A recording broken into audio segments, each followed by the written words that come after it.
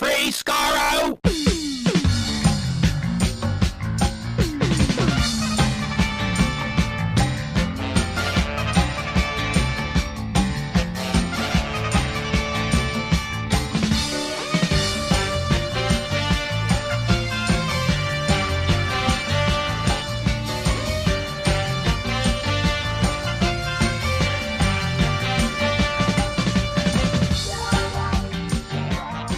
Hello, everyone. Welcome to Radio Free Skaro, episode number 935. I am Stephen in Edmonton. Morning, Vancouver. And Chris in Edmonton. Doctor Who is back once again. A second consecutive week of Doctor Who for the first time in a year and a half. How about that? Where we are going to review Wild Blue Yonder, the second of... I suppose they are specials because Disney's calling them Special 2. Mm-hmm. It pops up there. It's not Special 1 anymore. And they make the rules now, so... They 100% they got the money, do. So they make the rules. Yeah, we'll be talking about that. We'll be talking about some other stuff coming down the pipe. Will be there's recipes also, previews, Christmas specials, an update on the credits gate from last week on a visual one. Just a quick little aside. Of course, a little more important than that warrants maybe. Mention that as well. But first, yes, Wild Blue Yonder. David Tennant, Catherine Tate, and David Tennant, and that's pretty much it. And a big giant spaceship, and a robot puppet, and a horse in space, and that's a dedication to Cribbins. And a dedication for Cribbins. So I asked Chris last time first because we were all dying to know after 15 years of Tennant RTD stuff brewing. So I'm going to ask Warren this time. Warren, what'd you think of Wild Blue Yonder, Warren? I liked it better than the Star Beast. Right. I would say I've seen people compare it to Midnight, and I think that's a fair comparison. I like the fact that it's a two-hander for one thing, or like a four-hander, I guess, but whatever. Right. Essentially a two-hander. I like the fact that there's so much that could go wrong and didn't in this. Like the stuff where she's, my arms are too long. That could have been so stupid. Like it's this close to being so, and it isn't. It's actually genuinely creepy because of the way they do it. And also the way they cut it together was really cool too, but that's getting in the weeds a little bit. But yeah, and also you can tell there's Disney money, but it's not because it's like spectacular. It's just because they do more with what they have. You know what I mean? Like that whole corridor and everything, which they go into the behind the scenes. But it doesn't blow. It's not like a giant space battle or something, but it's using the resources they have in a very smart way, and which is what Doctor Who has always done. They just have a lot more money to do with now. So there's that. I thought the performances are great. I love what they're doing with the Doctor and Donna, because both of them have, I know for the Doctor it's 1,000 or 2 billion or whatever you want to say, but for the sake of argument, it's the last 15 years. And there's definitely, especially with Donna, like some actual, I don't know, maturation's not the right word, but the development of the characters, right? And the same with this new Doctor, who is technically a new Doctor. It's Tennant, but it's Tennant with more emotional intelligence and less egomania, and it really works, actually, as far as I'm concerned. This is I'm going to kind of miss this Doctor when he takes off next week, because I really like this version of him. A lot of us are coming to terms with the fact that we were like, oh, why is Tennant coming back? Why can't we just get to shoot a Gatwa? And now it's like, yeah. Why does he have to go? I don't want him to go right now, and it's kind of sad. Also, with the body horror in this is great. Like, we got some proper Cronenberg action going here. Also, it feels a little bit, and maybe I'm reaching here, but it feels like the way that the Brits do body horror is a little different than the way the Americans do, or Canadians for that matter, except for Cronenberg. Yeah. Like, it felt really British horror comic from the 80s to me. Like, that might be pulling from the Star Beast a little too much, but that's when they're those giant versions of themselves and they're all blobby and stuff. That felt like something you'd see in a comic book, right? And in weird and this weird stuff, like Alan Moore losing his mind on drugs or something and coming up with this, like and that could have been stupid too, and it isn't. Like, it is actually genuinely scary. So yeah, when you do stupid stuff but do it well, it becomes scary. That's basically what horror movies are, really, when you think. Well, essentially, yeah. But that's this to a T. Like, they really, I think, and the whole, how many times have they been on the edge of the universe? But they actually sell that this is the furthest they've ever been, right? So. Well, it's funny you mentioned that because Russell T Davies posted on Instagram that he said, okay, so I know the Doctor has, this is me reading what he says, that I know the Doctor has been to the edge of the universe before and further. The first Doctor went to Quintus in the fourth universe. The fourth Doctor went to the planet of Evil, and the 13th was on board Tectonian ship in between universes. So he did actually put a scene out. And the Draft 12th. 3. And Draft. Frontios. Okay, what? Okay, this is, I'm just reading you don't need to correct his Yes, we correction. do. Excuse me, I do. And he actually had a little bit in the script about like the various things, like I've straddled multiverses, but only inside Magnificent. But he said, then I cut it because sleeping emoji, because it's boring. We don't need to know that. So he cut it. It was that's gone. true. But he also said, but still, the Doctor was thinking it. True fact. That's what our And your average said. Disney viewer knows none of this and doesn't care and doesn't have to. Yeah. So why weigh it down with that? You're only making references that viewers will get, not that's pertinent to the story. Yeah, it's to make us feel clever. Well, too bad. Frankly. I don't need to feel clever by getting a reference in Doctor Who and therefore like lording it over. Oh, that's from the Centaurites. Oh. Aren't I important? Yeah, look at me picking That's up. what the S on reference. your jersey says. Censorites. Censorites, or it's the Time Meddler because the production code is S. But God. it's not. See, I know. Well, they put a production code joke in there. Well, now then I feel would worse get it. for not knowing that or caring for that matter. Chris, your initial thoughts? Wild Blue Yonder.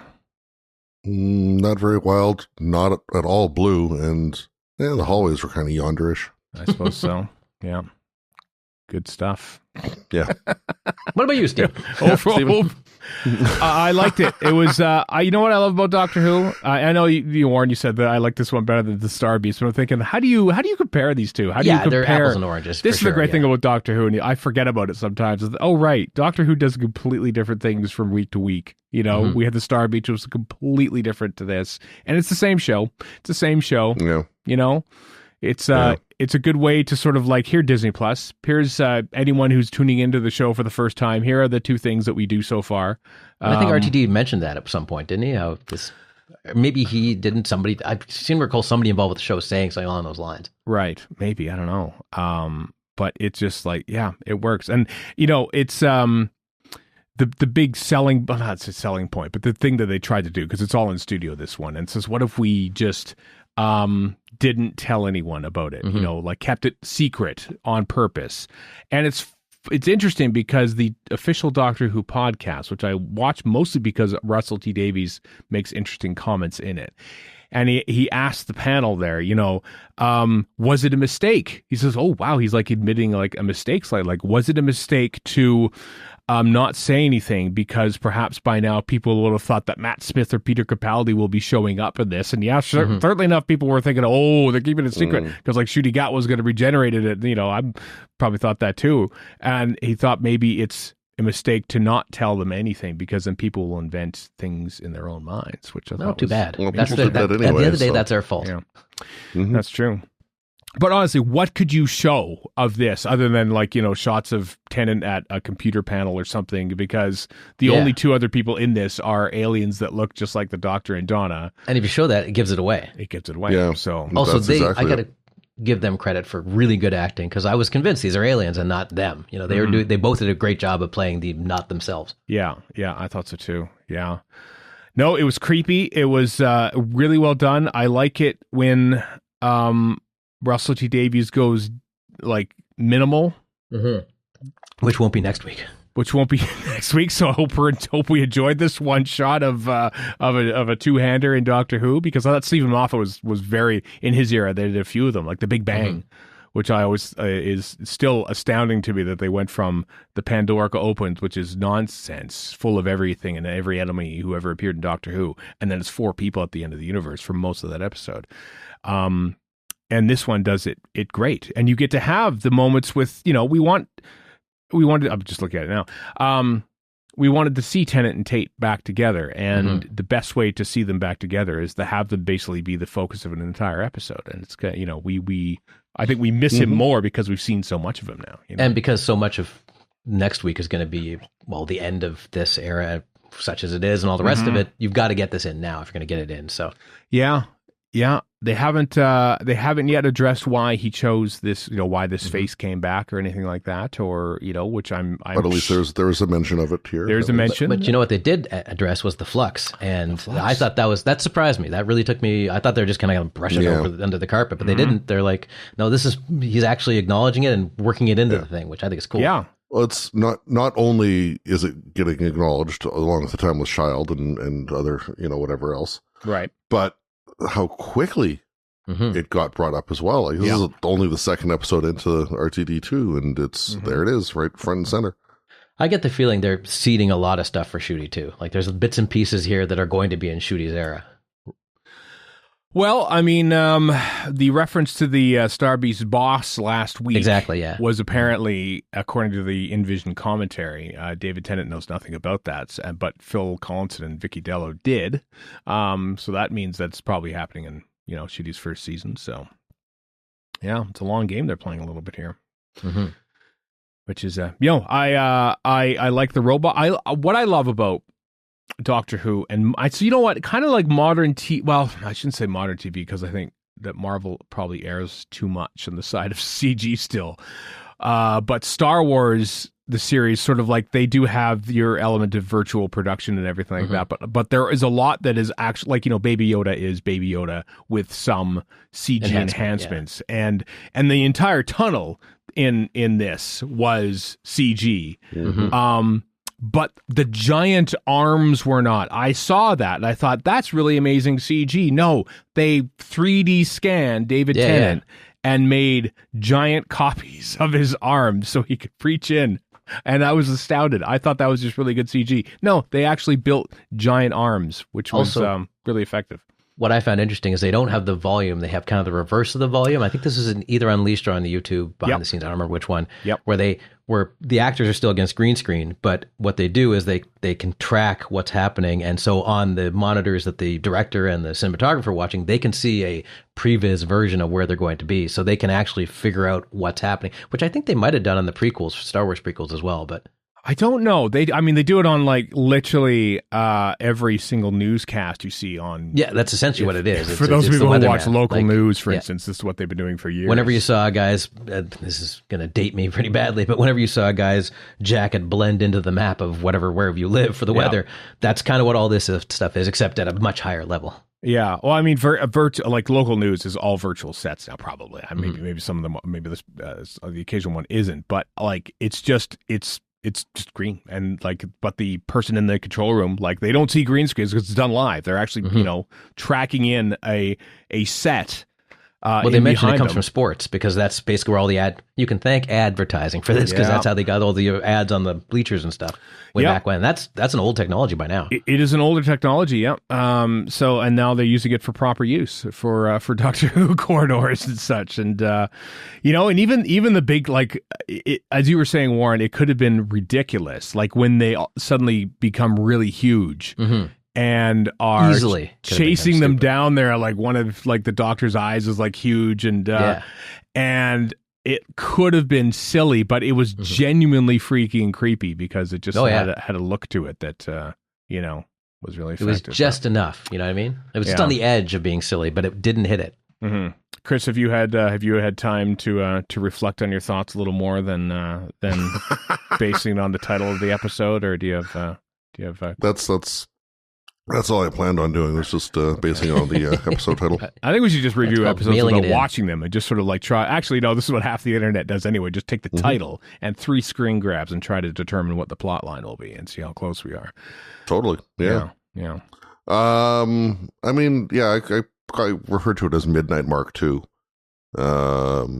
Which, there's given they're both RTD stories, they're,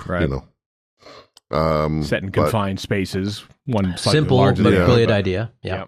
But it felt more Moffat-y on the whole, somehow.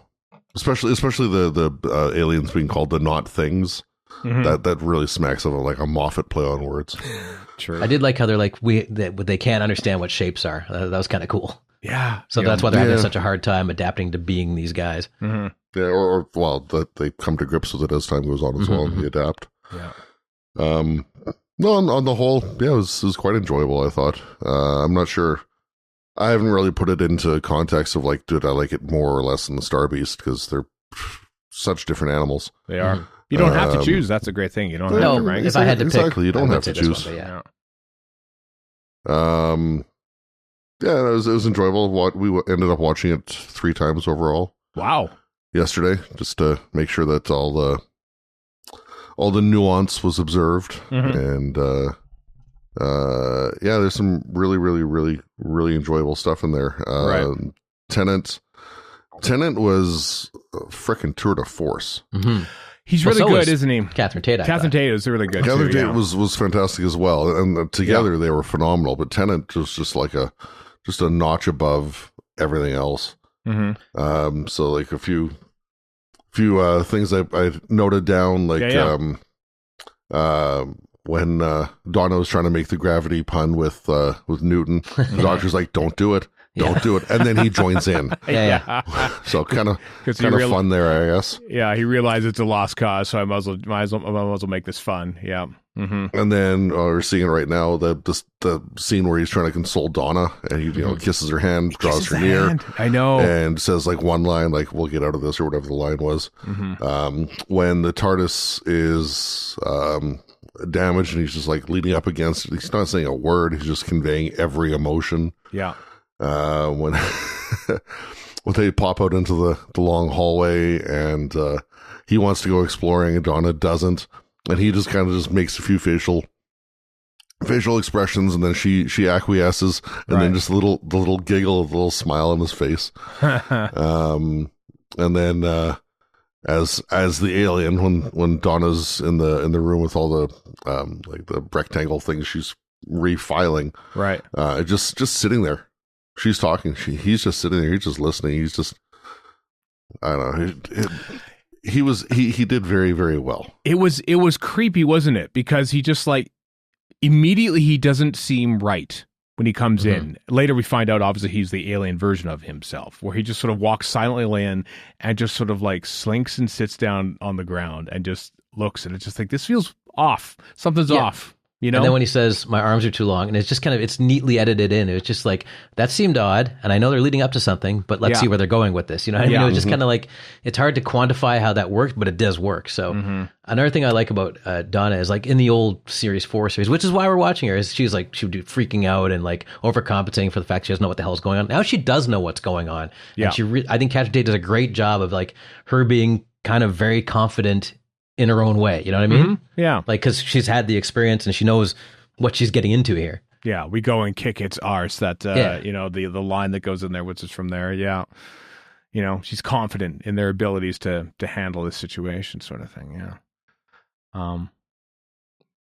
Well, there we go. Wrapped it up. Yeah, done and dusted. Anything else there, Chris, on your list of notes there that you liked? The joke about the doctor's sexuality. I figured we can bring that up. That seems to have ruffled some feathers. That's one of 2 feather rufflings. Just like portraying Newton as a person of color ruffled some feathers as well. Oh, I know. Too bad. Oh. Okay, here's my take on this. Okay. Like I actually looked it up on Wikipedia because I was like, well, maybe it was. I don't know. Like I actually, before I start spouting off, let's figure out if I'm right or I'm wrong. And so I look and no, of course he isn't. But I was like, well, this is a Doctor Who universe. Who cares? He could be in the Doctor Who universe, and you say Mavity now. If, in a universe where you say Mavity, why not? And yeah, they certainly drew out that whole Mavity gag. Yeah, well, which I'm sure is another controvery of some sort. Yeah, I mean, up until I think relatively recent in mainstream circles, it was like, yeah, and Isaac Newton, how very strangely died a virgin. Never had a girlfriend at all, or a wife. Interesting. That's did he have any friends? Any did he have any other friends? Like, that never entered in. But so you know. History has changed. Fellas being pals. Just good old friends with other boys and men. Yep. That's what Isaac Newton was. Damn it! So buried together with other men because just like J. Edgar Hoover, the straightest man alive. Right? Not even alive, actually. Yeah, perceptions of historical figures have changed throughout time. And as a tweet that went around, you know, like sure, okay, maybe Isaac Newton wasn't biracial, but Agatha Christie didn't fight a giant wasp. Mary Seacole didn't treat Sartarans. You know, Charles Dickens didn't deal with gas ghosts. And also, we have no idea if he was, like, he probably wasn't biracial, but we don't, what are we going off of? Like church records? Who knows if that's accurate or not? That's from 400 years ago. Warren, as a history major. Yes. surely you know that history has never been whitewashed. No, not Never once. been whitewashed. No, never once. Not Yeah, not a chance. what are they- Especially what not are they- North American history. What Never. are they going to claim, that Jesus wasn't a white guy either? I mean, this is going to be shocking if this turns out to be true. Jesus, imaginary. But anyway, so you can be any color you want him to be. Yeah, I suppose. I do love the way that they, like, oh, like he is hot. This is who I am now. Yeah, About how like yeah. it was, it was And kind then of near the she's surface. offhandedly and gets It cut was, off it by was the always actor. just below the surface. Yeah. I thought that was funny how they just kind of like, she basically goes, well, yeah, of course. And then they just go, okay, we got something else to deal with now. Yeah. Which, That's a line for all the Dr. Adric shippers out there, I'm sure. that's everybody. That's, We've all shipped Adric in our time. Well, I think mostly in Chris and Kat's house. This has happened probably. a lot. I think. Well, maybe the other person. Yeah, I not just so, Dr. say- Adam shipping as not well. so Yeah. much me. Is there something on archive of our own? Is that on there? I imagine probably. Yeah, Warren's way more involved in fanfic than I am. that's true. I've written some funny stuff to annoy Star Wars nerds. That's all I've done. Yeah. I mean, it's weird actually because I thought the Newton scene was funny, but like the previous episodes pre-credit scene, entirely superfluous. I could have almost done without it. And cringy.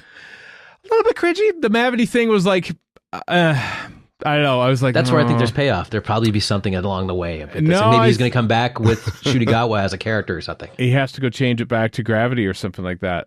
Who knows? Like, Yeah.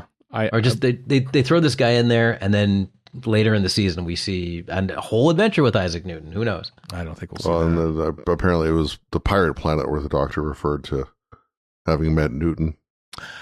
Was it the pirate planet? Oh yeah, he told me to clear off out of his apple tree. I explained it to him later on at dinner or something like that. Is that the episode that I'm thinking of? Pirate Something Planet? like that, yeah. Yeah. Yeah. Yes, it is cringy, Chip. Hello, Chip.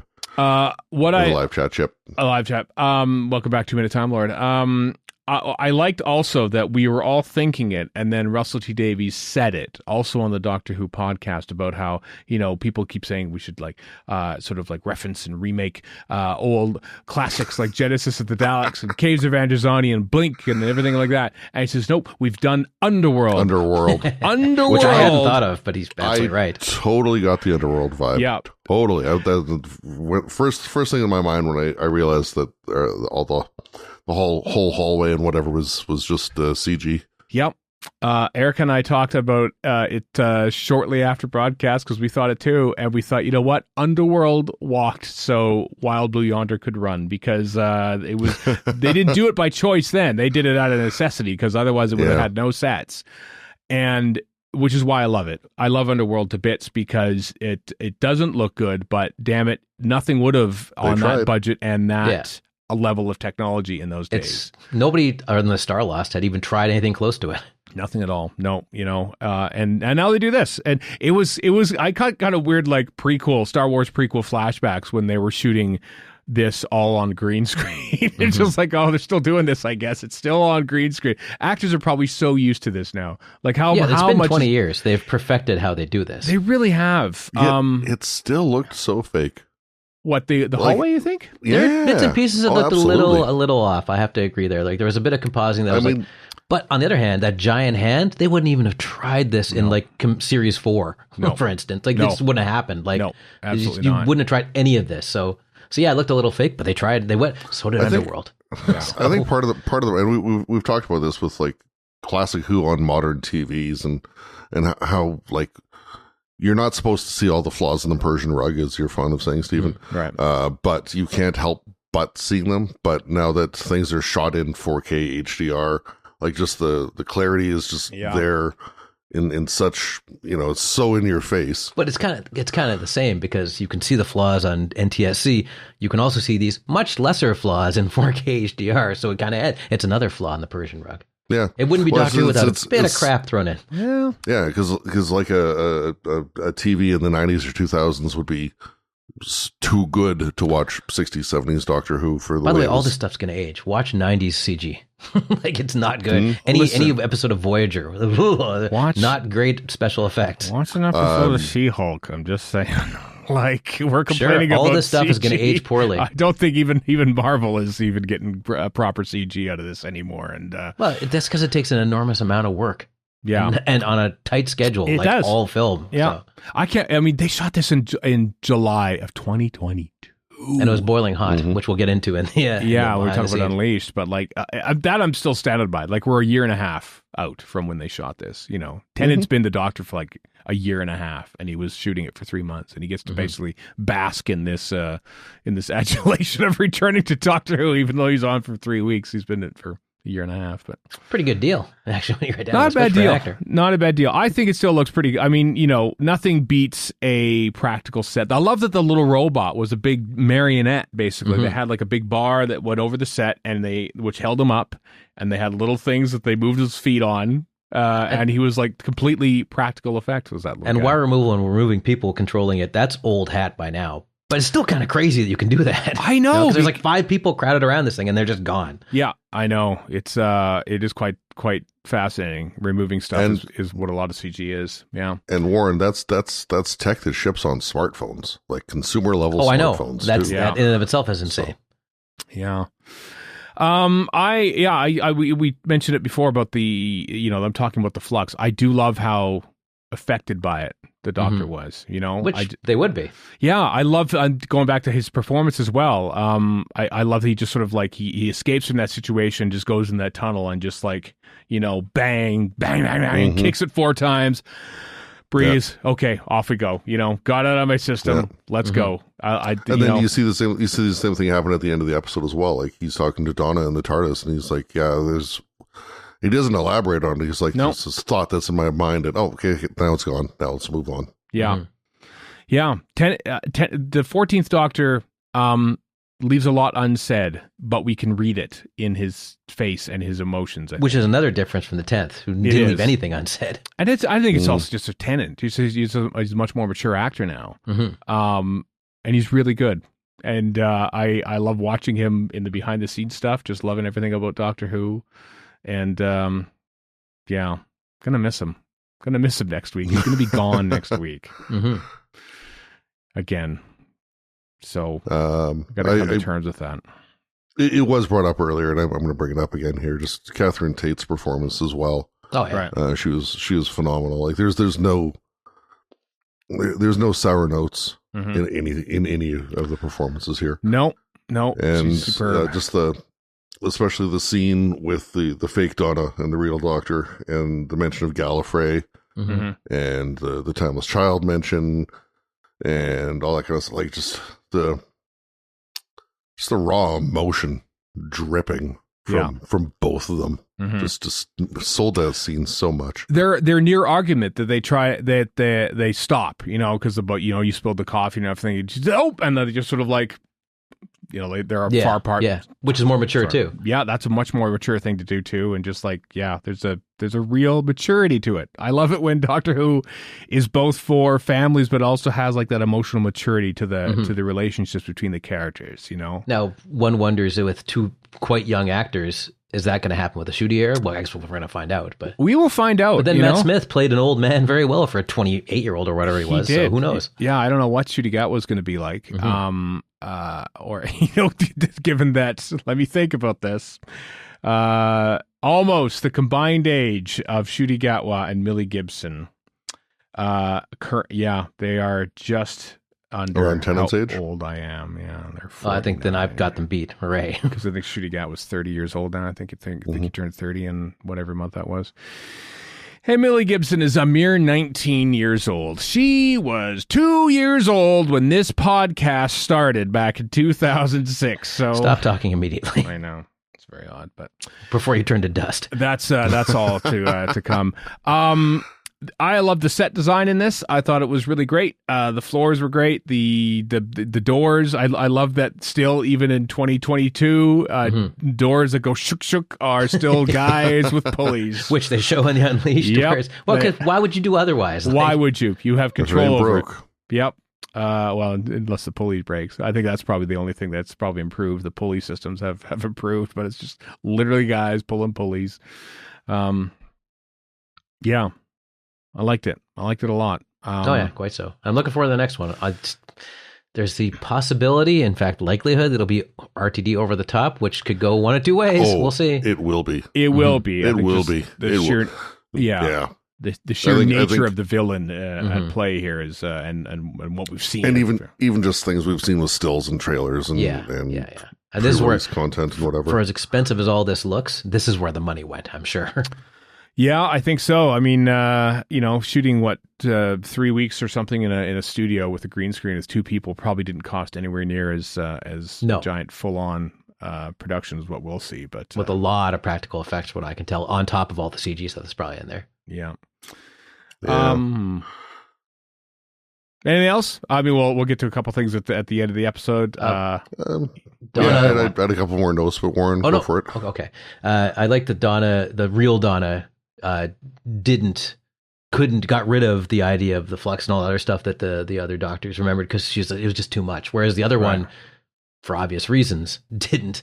Yeah. Also, one little thing where he's like, "Oh, you're not wearing your tie." I couldn't keep track of, because he shows up again with his tie. I'm like, "Wait a minute, which one is this?" The hell with it. I'm not going to bother figuring it out.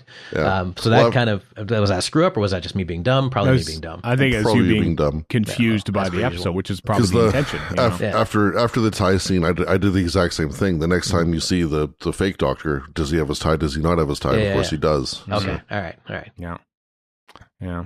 Chris, you had a couple notes left there to / discussion points there. Alons, as idiots say, E. I love how she's happy to just give him rag on him all the time, and in a fun way, like in a friendly, fun way. Right. Mm-hmm. Yeah. Chris liked that. As Erica says in the chat, it was definitely not a screw up as far as the doctor and the fake doctor and the tie are concerned. So. Yeah. The fake doctor just put it back. Mm-hmm. And then there was back in the Runaway Bride, there was a scene with with Donna in the back of the cab and the doctor flying the TARDIS down the motorway or whatever and having a conversation, which made me not happy at the time. There was another comparable one. Another comparable one back. here. Oh, it's coming back. I can feel another comparable one here. Boiling up like a tuna madras. Doctor's riding the TARDIS like a skateboard. Come on, that's awesome. Like, no, please, no. Yes. That was a bit too. I laughed. It was a bit too far. No, I thought it was kind of funny. I laughed a little bit. That was fine. I love the little Tonka toy floating transport that goes all of about 20 feet before they meet the robot. Pretty much. Yeah. Yeah. And then why does it fall to pieces afterward? I don't know. Because it gets pretty dinged up by the giant aliens because they batter and beat it and spin it around. And I am sick and tired of these these comments in the giant alien hand. The first one of these incidents happened. Well done, Warren. Well done. Thank you. Well done indeed. Yeah. It's just all in all, just one of those episodes where I like to spend time with characters. I think people like to spend time with characters. You know, they get. Well, you have no choice but to. Really. Yeah. Because it's just the two actors and the 2/4 characters. Mm-hmm. Yeah, it's why the kids are still talking about My Dinner with Andre to this day. But the kids love My Dinner with Andre so much. It's up there. Yeah, not at all. But and then of course they what else? Before we get to the very end of the episode, there's a horse alien, which I liked. I liked that this poor horse alien realized the threat and jumped out of the airlock. The hell with this 3 years ago, and has been floating around, and that's what's been banging around, like just that horse alien and a wrench. It was a hook. Cockpit. It was a hook or something. It was an implement. I didn't see what kind of implement it was, but it was like a tethering hook. The whole premise of the plot with the slow countdown and whatever, I thought that was genius. That was fantastic. It was, wasn't it? Like there's a lot of for me anyway, it evoked a lot of like Sunshine or Danny Boyle. Yeah, Danny Boyle film, or Event Horizon, or but that's probably the space setting as much as anything. Yeah, I agree. Right. I haven't seen Sunshine or Event Horizon. I saw when it came out, so I don't remember nothing. Yeah, but and I dig both those films, but it's like the whole like it's a trope that's been done. Like a lot of people, I'm sure, will cite like The Thing. as one of the best implementations of it, which I hated that film so much. You just saw it for the first time recently, didn't you? I did. It was dreadful. I saw it for the first time last year, and I loved it. I thought it was great. But first of all, it's a great movie. Secondly, it has an Apple IIe in it, so it wins just on that alone. And it's pretty voiced by Adrian Barbeau. It's pretty much the first 2 episodes of The Seeds of Doom too. That's probably why I liked it so much. But anyway, you were saying, Chris, we didn't. But yeah, it's like there's little, if anything, that's like original. But whatever.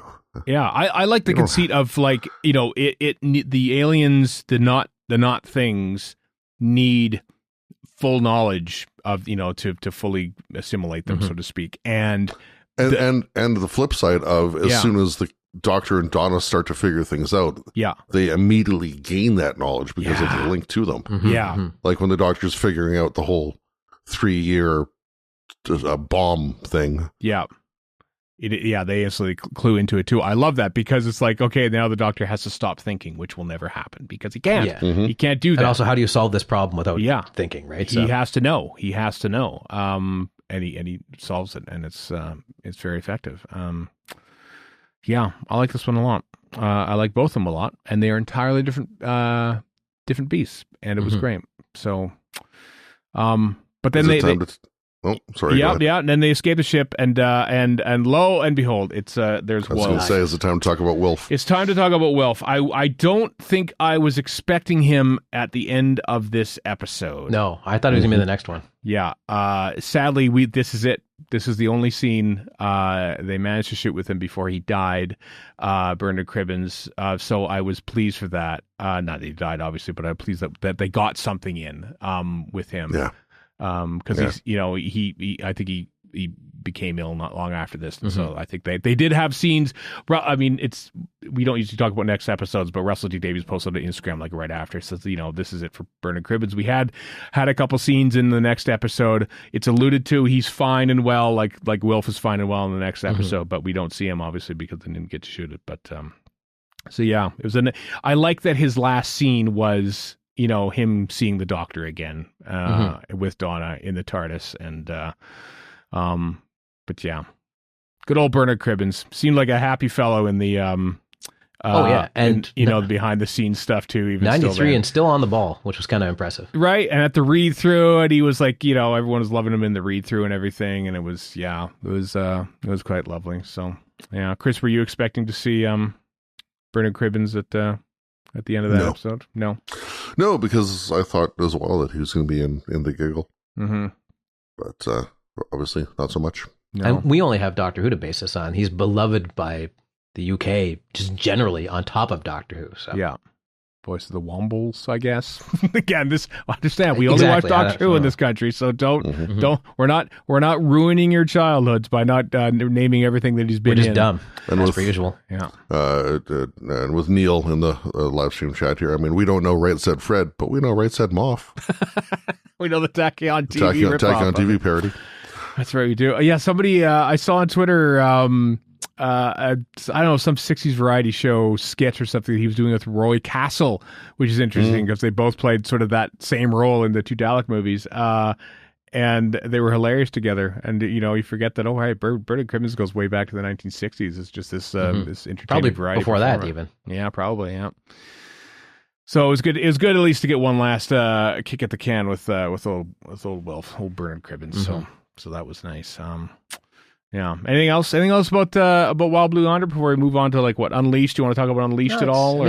It's a relatively simple story. It's just really well told, basically. Yeah, I think so too. Chris, any without the strong performances, this would have been nothing. Yeah, that's completely right. Yeah, it's like Heaven Sent. You know that you have Midnight. Proper damn actor to focus an entire episode around, so you do it, and that's not to disparage any past Doctors and companions, but you know, Tennant and Tate are superb, and you realize that we can totally just do this. We can have an episode with just them and playing. And I mean, I think we would have known that from seeing Tennant carrying Midnight and Tate carrying Turn Left.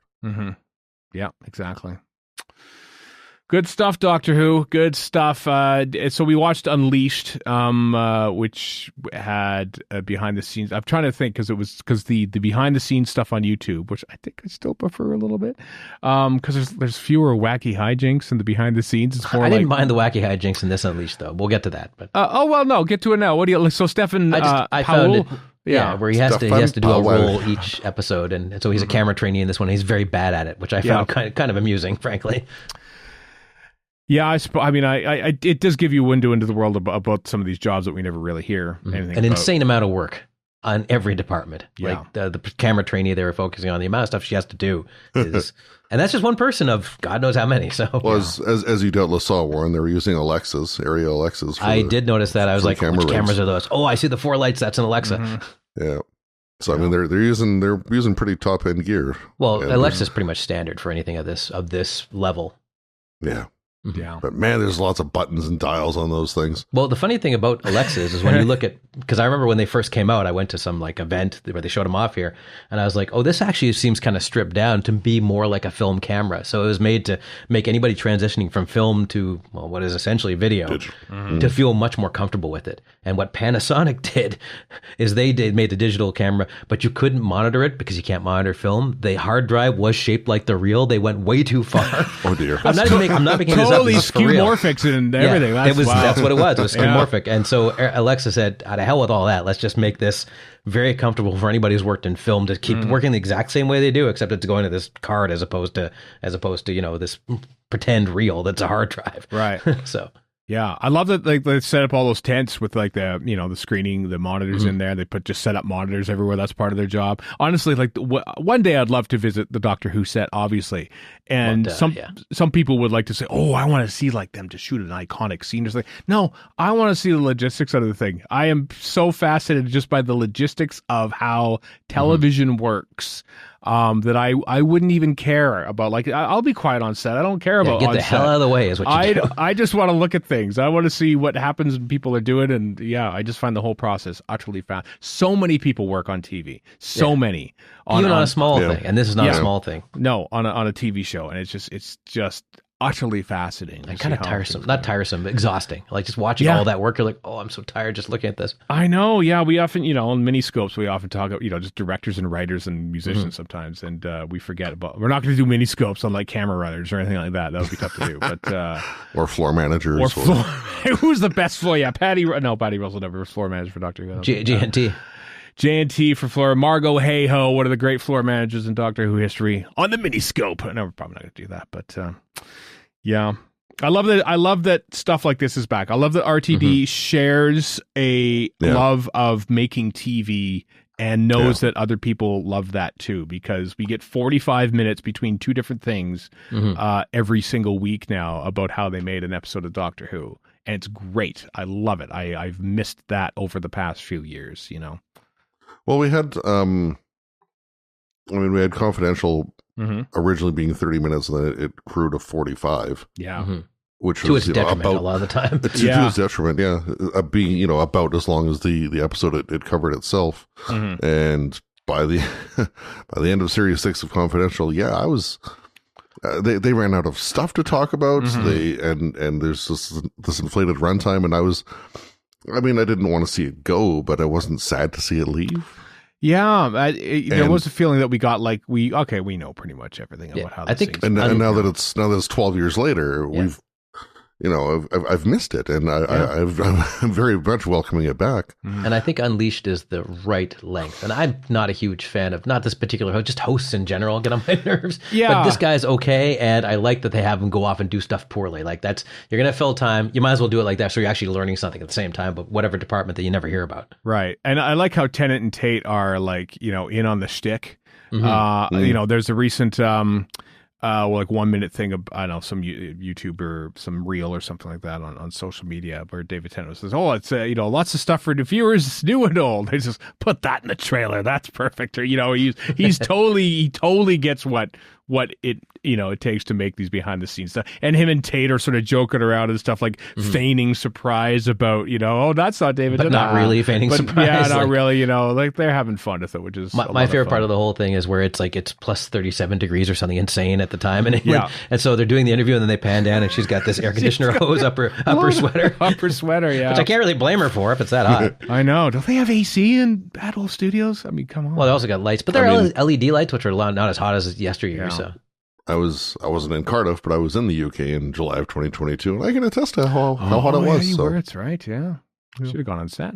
You totally would have gone. I wasn't in Cardiff. It's a bit of a reach. Totally should have gone there. It's not that far. Come on, we're Albertans. Cardiff is like a 3-hour drive away. That's nothing. Okay, that's fair. That's fair. Nothing. Yeah, that is a joke. In the country, I had no access to a car. No, I know. Well, they have trains. There is a really good train system, unlike us. Yeah, they have trains and everything.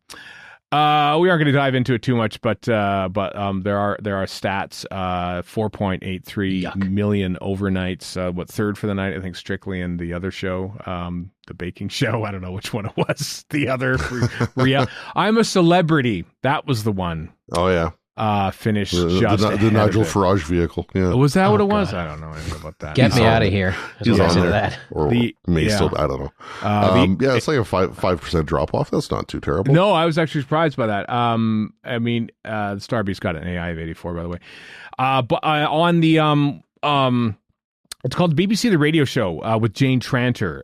Jane Tranter was a guest on it. They had I've never, to be honest, I haven't heard of the media show before, but it's interesting because they talk about the media. Warren, I think you and I might be interested in this. That's from a UK perspective. Yeah, the Guardian used to have a show like that years and years ago, a podcast like that. And I used to listen to it, not knowing what the hell they were talking about. Fascinated nonetheless. Yeah. I might grab this because that sounds pretty cool. It's interesting. They had, 2 or 3 different segments about, they talked to Lord Michael Grade about the license fee and everything, and kind of held him to the fire a little bit. And then the host was trying to get some information out of Jane Tranter, because she was, Jane Tranter being executive producer of Doctor Who and co-runner of Bad Wolf Studios. And she was talking about, she was also, what are the ratings like? The ratings good. And I was like, 5 million. And then they got very encouraging numbers, she said. I think they got 2 million the next day just on iPlayer from this, by the Sunday. We're watching it on iPlayer. Would be a fair chunk, yeah. Star Beast, and then 1 million every day after that. So the final consolidated ratings for the Star Beast might be, pretty substantial when you take out subscribed. Yeah, so thank you for that. Look at that.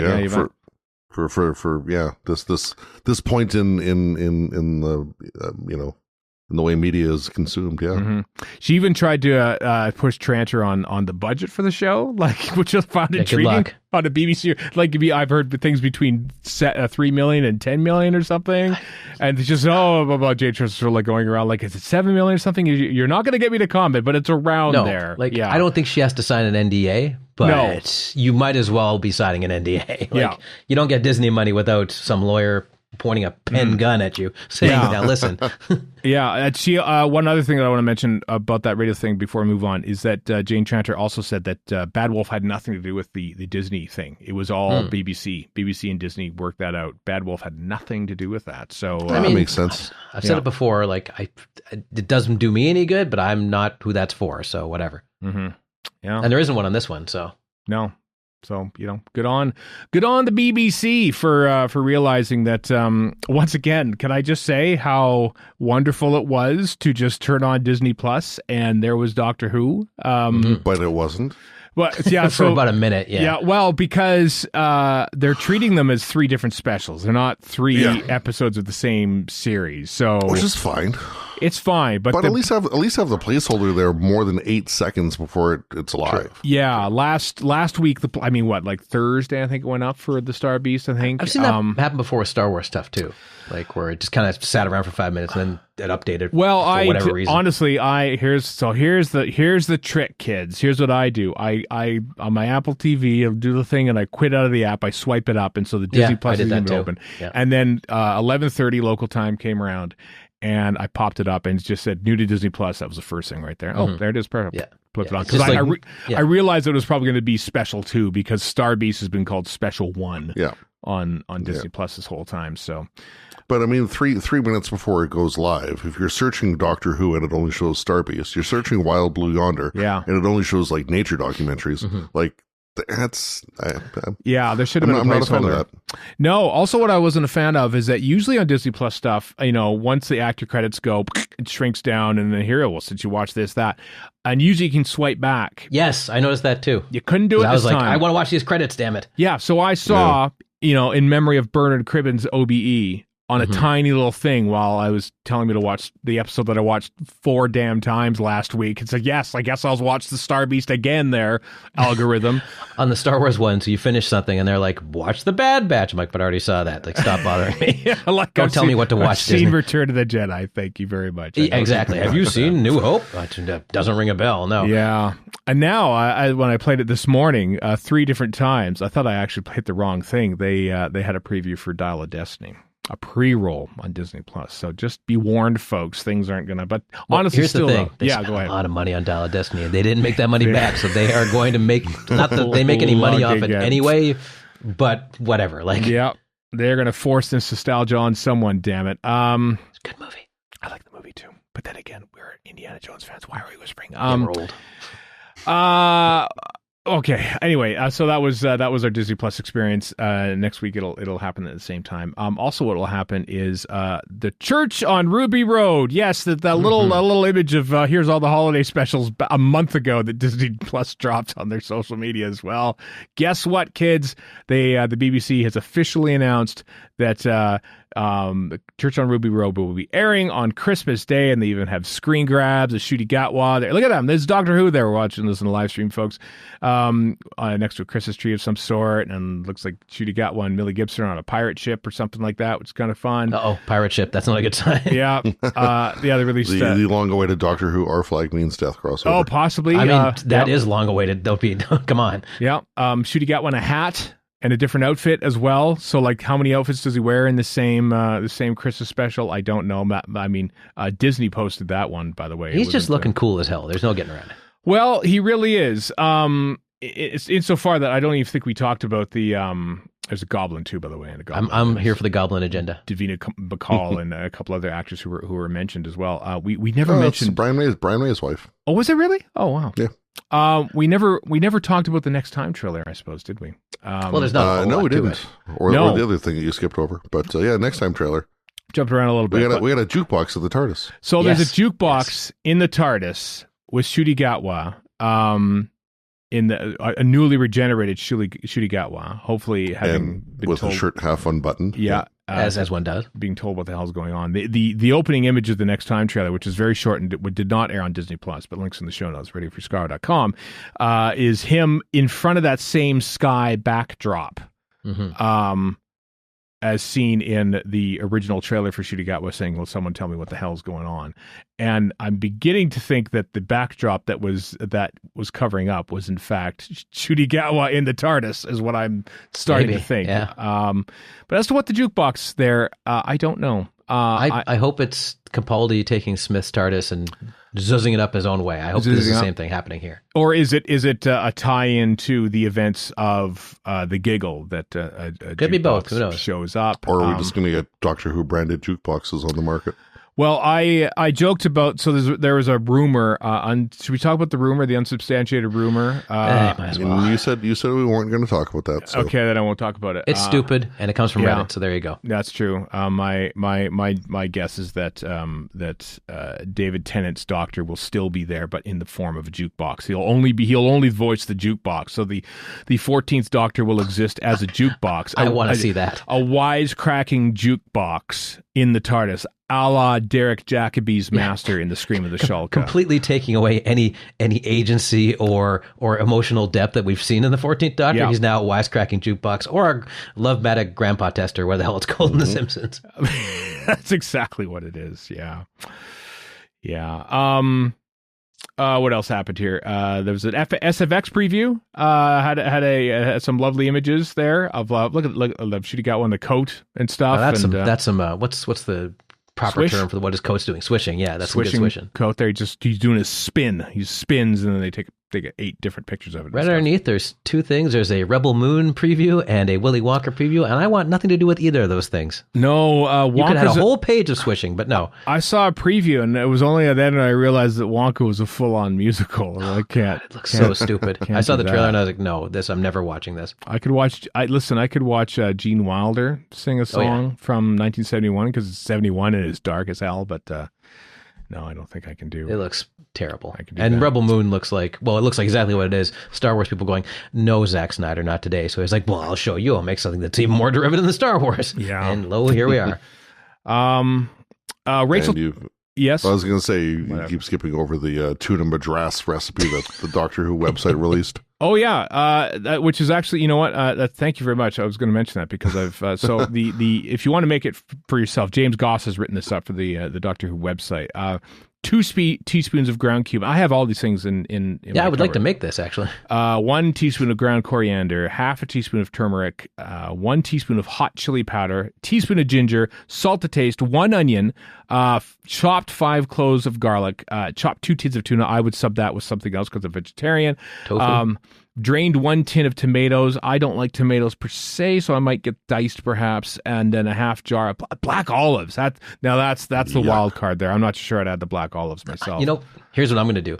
Okay. If I get stuck for the 4th year in a row in Vancouver, I'm making this for my Christmas dinner. That's not a bad idea. That'd be great, actually. You can live stream it. And nobody wants to watch that. Thing. Yeah, I barely want to watch that myself, and I'm going to be doing it. Yeah, if you want to cook it, fry the onion for 5 minutes until golden brown. Then add the garlic, stir for 2 minutes. This all makes sense. I've made Indian dishes a few times. Mix in the spices, stir quickly. Add in the 2 tins of tuna or meat of your choice. Stir again twice. Add the tin of tomatoes and the olives. If maybe you don't want the olives. I'd throw the olives. Bring to a boil until the sauce thickens, and then turn down low for 10 minutes, and then serve. So there you go. On rice. But also, you need an alien to come crash in your shed. That's important. That's key. Actually. That's true. It says meep, properly timed at the end of it. Rachel Towell, is she what directed Doctor Who? So this is intriguing because she was on CBC, by the way. She was on CBC on the Coast. Which is Vancouver's own. Vancouver-based thing, because she's based in Vancouver, obviously, talking about Doctor Who and the Star Beast. And Gloria Makarenko, who was hosting it, did watch a few minutes of Doctor Who, can confirm that she might be a fan for all we know. I don't know. Yeah, she watched a little bit of it. I want to point out, so the intro to last week's The Star Beast, which was not a tall shot by Rachel Talalay, and as mentioned by her at Chicago TARDIS the next morning, was never seen by Rachel Talalay until she saw it at Chicago TARDIS. Apparently, the shots of Donna in that were taken from outtakes from the Star Beast. She said this on Twitter in a reply to someone talking about it. And so I find that so basically they shot like a thing of David Tennant on a green screen that they later put on a weirdly compositive shot of a galaxy, and then used outtakes from Donna Noble for other bits of it. So that was really cobbled together at the last minute, I want to say. You know what? I could almost, in retrospect, I could almost accept it if they didn't have the David Tennant standing in front of the, the galaxy thing, you know what I mean? Which is the weird thing to me, but so yeah. Anyway. Yeah, we lost half of what you said. Yeah, you froze up, so I don't know what you mean. Oh, that's all right. Well, so I heard myself. No idea what you're talking about. Yep. Well, I was talking about the Hello live stream. They're not editing this. This is a live podcast, folks. It's just I could have gotten away with them doing it without the David Tennant standing in front of the galaxy. Instead of if the whole thing was a voiceover, maybe, exactly, yeah, then we could have gotten away with it. But what you could do from home, frankly. Yeah, could have done it from home. So it's just very, very strange. So whatever. I mean, it happened. It's not the end of the world. Yeah, sure. We all survived. I mean, barely. We'll be in therapy for years. But, yeah. Why wasn't there a content warning? If they'd shown this on Mastodon, there had to be a content warning. Yeah, and old text running throughout it, which is called subtitles. Yeah, exactly. One programming note to mention. We'll mention this on the week of this episode as well. But on December 18th at 10:40 p.m. There's a 75-minute thing called Imagine Russell T Davies, the Doctor and Me, hosted by Alan Yentob. Alan Yentob. That Alan Yentob interviews Russell T Davies, Shudi Gatwa, David Tennant, Catherine Tate. Other people are in there, especially Russell T Davies. This Is Your Life. So that's coming up 10:40 p.m. That's late night TV, but that's happening on December 18th. So yeah, looking forward to that. Once again, a major Gallifrey One update is shunted to an hour into this episode because it's Doctor Who. But oh boy, a whole host of people I've even forgot. Chris, who's coming? Who's announced in this this latest Gallifrey One guest update? Rachel Talalay was one of them. There we go. Rachel Talalay. Yeah, that's one of them. Yeah. Yeah. Camille Kaduri, Sean Dingwall, so the entire Piper clan, Tyler clan will be Billy there. Piper was previously announced. Yeah, you gotta call it the Clan Piper. Come on, the Clan exactly. Piper. Annette Badland, the Phantom Piper. Dominic Glynn. So there'll be 2 musicians there with Dominic Glynn and Sagan Akinola, and 7 guests: Jan Chappell, Sally Nivette, and Brian Croucher are going to be there too. So. Also, I said off mic, one thing I love about Travis is that he's the most fearsome villain in the galaxy, and he has construction paper for an eye patch. Yeah. It never makes me not laugh when I see Blake 7. Yeah, February 16th, 18th, 2024, Gallifrey One, with a whole host of people, as you see in the live stream: Billy Piper, Alex Kingston, Lala Ward, Sagan Akinola, Fraser Hines, Matthew Waterhouse, Eric Sayward, his first ever North American convention appearance. I still can't get over that. But then I remembered that, wait a minute, when J&T was off gallivanting in the 80s, someone had to stay behind and mind the shop and write the damn show. Work. That was him. Yeah, and so that's what he was. And Camille Kaduri, Jacqueline King, Rachel Talalay. It's almost like we almost get all like the mothers and daughters in there as well, because Jacqueline King's there too. Don't think Catherine Tate will be there, but that's fine. A whole host of other people will be there. So get your tickets, Gallifrey1.com in February. I'm hopeful there's a panel somewhere of Jacqueline King making the tuna madras. Well, I joked about that to James Goss on the on Twitter, and Simon Guerrier, that we should have a panel, and we just basically, we cook tuna madras on it, so we could do it. Doesn't take long. That could be a fire hazard. I don't know about that. In a conference room? Yeah. Do we not need an updated Doctor Who cookbook? Could this not be the linchpin to that? We very much do need an updated Doctor Who cookbook. Very good. Very good idea indeed. This showed up early last week, so it seems like old news, and it kind of came and went. But we'll mention here, Deadline reported that Doctor Who shakes up the writers' payment structure after Disney Plus boards the BBC Sci-Fi series, where they're going more for lump sum up front and not residuals anymore, which is pretty much exactly what the Writers Union was fighting against, rather, this whole strike. What a surprise. Like, people tend to forget that giant businesses run these things and that they're evil. Yeah. So there's that. Like, for instance, Bob Iger is saying that our problems is we need more executives on the set. No, you don't. No. And we need to tone down the messaging. No, you do not. No, you absolutely do Which not. is stupid to call it messaging in the first place. Yeah. I mean, obviously I want the best for writers, and this sounds like it's bad news, but I also think there aren't a lot of writers on Doctor Who. Like, it's not like there's not a writer's room situation. There, like, most of the episodes are written by one person. They're essentially freelance, right? These guys are a part of a union, I'm sure, but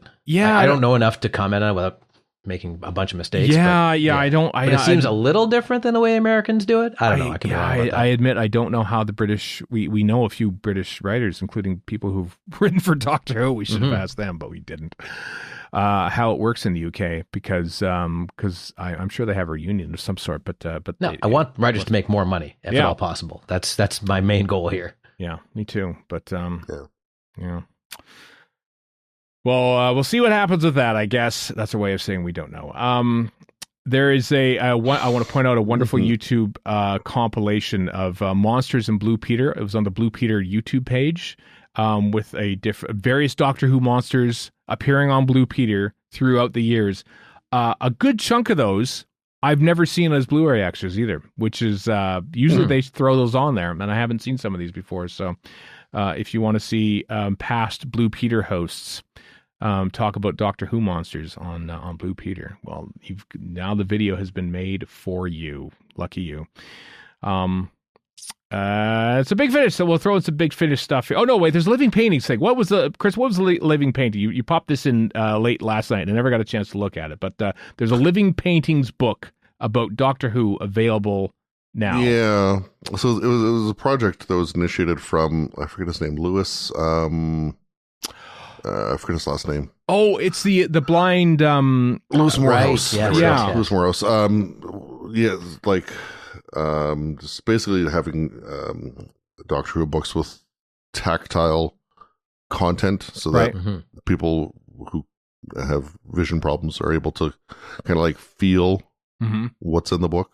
Right. Not just like a braille text thing. Mm-hmm. So yeah, it was I can't remember if it was Kickstarted or what the case was, but it was something that we talked about. It might have been a Just Giving thing, I think, actually. No, same idea. Yeah. But something we brought up back when it was in the development phase, I guess, or the concept phase, whatever. Right. And yeah, now it's there's 3 Doctor Who books that are eventually going to come out. The first one is now available, and for those who want such a thing. Mm-hmm. Yeah, it's like you basically like feel around the picture, and then like audio recordings pop up, like with Tom Baker's on there, like Derek Jacobi reading about the introducing the Master and the TARDIS and everything, and other things. Tom Baker, Nick Brigster, Derek Jacobi, Katie Manning, Stephen Noonan as First Doctor, Michael Troughton, Tim Treloar as the Second and Third Doctors respectively, and Dan Starkey and Terry Malloy all helped to bring this to life. So that's pretty cool. What a cool initiative! I'm glad it really had some real proper Doctor Who talent behind it too. So. That's pretty neat. And had the teeth to come to fruition as well. Yeah, I'm sure there's no shortage of other such things that just never actually happened. Yeah, no matter how good their ideas might be. Indeed. Last bit of it, just wrapping up some Big Finish stuff. Sontarans versus Rootans, featuring many Doctors Who. 4 different Doctors Who over the course of the next 4 months, January through April. We'll be releasing a 4-part series featuring the Sontarans versus the Rootans at long last. And a Roman Sontaran for some reason? Who knows? Yeah. Well, hey, we've seen them fight in the Crimean War. So Crimean, yes. They can travel wherever they want. Also, Doctor Who, the audio novels, The Chaos Cascade, written by Colin Brake, featuring Peter Capaldi's Doctor Who and Missy also in there. That's coming out in January. And after a 1-year layoff, Big Finish Day returns at Cadogan Hall in London on June 8th, 2024. The 50th anniversary of the last John Pertwee episode. Yes, I remember what day that was. June 8th, 1974 was episode 6 of Planet of the Spiders. I don't know why it didn't happen last year. No, maybe it would have been pandemic. Maybe they didn't feel like it. Maybe it was a snowstorm. Maybe it was the hottest day in England. Yep. Well, June 8th, then maybe. Maybe it was. But anyway, it's back. And so if you want to head on down to that, June 8th is when it's happening. So there you go. And one last thing also, if you're in New York, at the Paley Center from December 27th to January 7th, they are screening 5 different Doctor Who Christmas specials throughout the day. That being, I'm trying to do this from memory. What was it? Runaway Bride, might have been A Christmas Carol, Dr. Widow Wardrobe for some reason. A lot of them. Twice Upon a Time. Wedding River Song's probably in there. Another one, yeah, might have been there too. But they're at the Paley Center. That's the Paley Center in New York. I've been to New York a ton of times. I've never gone to the Paley Center, which I will remedy next time. Obviously not for this, but I will definitely try to check out the Paley because it sounds really cool. Yeah. And I have no idea why I haven't gone yet. They used to have like Doctor Who screenings there, didn't they, at some point? Or I think so, yeah. It might have been where one of the venues where like Moffat and Smith and Gillen were at. Yeah. They have a screening of the Star Wars Holiday Special at some point as well. They do. Wow. That's right. They do. Yeah. But Runaway Bride, Christmas Carol, The Doctor, the Widow, and the Wardrobe, The Husbands of River Song, and Twice Upon a Time. There we go. That was the one. Perfect. All right. I think that's it. I think that's it for our episode of Radio Free Skaro. Thanks, everyone, for listening. Thanks, everyone, for joining us on the live stream. If you're listening to this on the podcast, we're doing live stream recordings of this. The third one for The Giggle will not happen at the same time. It's going to happen Saturday night for us. mere hours after it airs at 7 p.m. Pacific, 10 p.m. Eastern, 3 a.m. in the UK. But I don't know what time that is in Australia and New Zealand. But I think it's a comfortable time for you if you want to join us for that. And you can commiserate about having to pay to watch Doctor Who for the first time in 58 years. Because Australia is pretty unhappy about that. So that's what our live stream of the gig. At least they can watch it, unlike Ireland. That's true. Think about that, Australia. Ireland has it much worse than you. So there's no streaming options in Ireland. There's none at all. Well, there's one thing that works. It's telling Australians to shut up. That's going to go great. That's true. And New Zealand people. All right. Well, until next week, kids, and the finale of the 14th Doctor era. And the birth of the 15th Doctor era and the welcoming of Ncuti Gatwa. I am Stephen in Edmonton. Or in Vancouver. And Chris in Edmonton. So long for now.